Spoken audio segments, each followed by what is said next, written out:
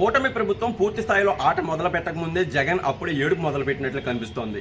గుంటూరు జైల్లో ఉన్న మాజీ ఎంపీ నందిగం సురేష్ను పరామర్శించడానికి వెళ్లిన సందర్భంగా జగన్ చేసిన కొన్ని వ్యాఖ్యలు ఇప్పుడు ఇదే అనిపిస్తున్నాయి. ముఖ్యంగా కూటమి ప్రభుత్వం కక్ష సాధింపు ధోరణి సాధిస్తోందని, వైసీపీ నేతలను అక్రమంగా అరెస్ట్ చేస్తుందని గట్టిగా చెబుతున్నారు.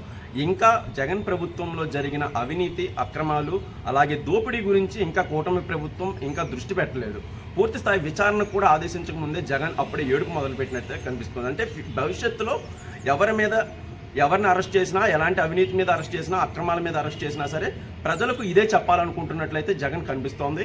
ముఖ్యంగా అన్ని శాఖల్లోనూ అవినీతి కనిపిస్తోంది. ముఖ్యంగా ముఖ్యమంత్రి చంద్రబాబు గారు దీని మీద పూర్తి స్థాయిలో దృష్టి సారించి ఏ శాఖలో ఎంతెంత అవినీతి జరిగింది, ఏ శాఖలో గత 5 ఏళ్లలో జరిగిన ముఖ్యమైన పనులు, అలాగే ఎవరికి ఇచ్చారు కాంట్రాక్టులు, అలాగే దాంట్లో జరిగిన దోపిడీ మీద కానీ ఒక నివేదిక సిద్ధం చేసే పనిలో అయితే ఉన్నారు. పూర్తి స్థాయిలో ఇటు గృహ నిర్మాణ శాఖలో జగనన్న కాలనీల పేరుతో భూములు కొనడం మీద కానీ, అటు క్రీడల్లో కూడా సీఎం కప్లో పూర్తి స్థాయి అభివృద్ధి జరిగింది. దానికి సంబంధించి అడవుల్లో ఎర్రచందనం దోపిడీ, అటవీ శాఖలో ఎర్రచందనం దోపిడీ, అలాగే విద్యుత్ శాఖలో షిరిడి సాయికి దోచిపెట్టిన ట్రాన్స్ఫార్మర్లు కొనుగోలు వ్యవహారం కానీ, అలాగే పంచాయతీరాజ్లో పూర్తి స్థాయిలో నిధులు ఎటు వెళ్ళినాయి అనే విషయం కానీ, ఎక్సైజ్ శాఖలో మీకు తెలిసిందే పూర్తి స్థాయి నకిలీ మద్యం వచ్చింది, దాని మీద దృష్టి. అన్ని శాఖల మీద దాదాపు అన్ని శాఖల మీద కూడా పూర్తి స్థాయిలో అవినీతి జరిగింది. పౌర సరఫరాల శాఖలో అయితే 36,000 కోట్ల రూపాయలు కార్పొరేషన్ తాకట్టు పెట్టి అప్పులు తెచ్చారు. ఆ డబ్బులు ఏమైనా కూడా తెలియని పరిస్థితి.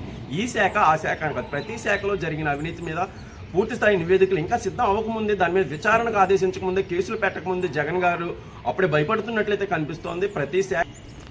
ప్రతి ప్రభుత్వ శాఖలోనూ అవినీతి ఉంది, ప్రతి ప్రభుత్వ అధికారి కూడా దీనిలో ప్రమేయం ఉందన్న ఆరోపణలు వస్తున్న నేపథ్యంలో జగన్ గారు అప్పుడే భయపడుతున్నట్లయితే కనిపిస్తోంది. ఇప్పుడు జరిగిన అరెస్టులు, నందిగం సురేష్ అరెస్ట్ అయితే తెలుగుదేశం ఆఫీస్ మీద దాడి విషయంలో అరెస్ట్ అయ్యారు. అలాగే జోగి రమేష్ గారు ఏమైతే అమరావతి భూముల వ్యవహారంలో అరెస్ట్ అయ్యారు. ఇప్పుడు ముంబై సినీ నటి కేసు అయితే అది వేరే అంశం.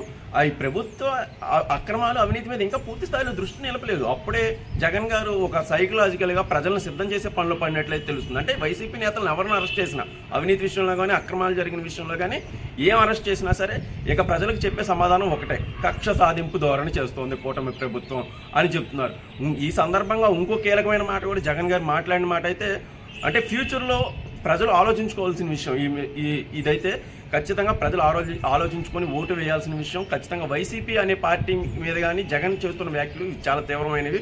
అంటే మీరు ఇప్పుడు అరెస్ట్ చేయండి, మేము తర్వాత అరెస్ట్ చేస్తాం, మేము అందరినీ లోపలేస్తాం అనడం అనేది బెదిరింపుల ధోరణా, లేకపోతే అది కక్ష సాధింపు ధోరణా, లేకపోతే ఆయన మనస్తత్వం అలానే ఉంటుందా అనేది అయితే అర్థం పడుతోంది. అంటే ఇప్పుడు ఎలాంటి అవినీతి చేసినా, మా ప్రభుత్వంలో ఎలాంటి అవినీతి చేసినా, అక్రమాలు చేసినా మీరు ఎవరిని అరెస్ట్ చేయకండి. మీరు ఒకవేళ అరెస్ట్ చేస్తే మా ప్రభుత్వంలో ఏదో కేసు పెట్టి అరెస్ట్ చేస్తాం అనే ధోరణి అయితే ఆయన మాటల్లో వ్యక్తమవుతుంది తప్ప, మేము ఎలాంటి తప్పు చేయలేదు, మేము ఎక్కడా ఏమీ అవినీతి చేయలేదు అని చెప్పే పరిస్థితి అయితే అక్కడ కనిపించడం లేదు. కేవలం ఇప్పుడు అరెస్టులు మాత్రం ప్రాథమిక అరెస్టులే. ఇంకా ఈ ఫ్యూచర్లో జరిగిన దోపిడీ, అంటే గత వైసీపీ ప్రభుత్వంలో జరిగిన దోపిడీ మీద ఇంకా పూర్తి స్థాయి ఒక టర్న్ తీసుకోలేదు. ఆ టర్న్ అయితే మాత్రం వరుస అరెస్టులు అయితే జరిగే అవకాశం అయితే కనిపిస్తోంది. దీన్ని జగన్ గారు ఎలా ఎదుర్కొంటారు అన్నది ఇప్పుడు నందిగం సురేష్ కేసులో అయితే ఒక అడుగేశారు. ఇది కక్ష సాధింపు ధోరణి అనేది.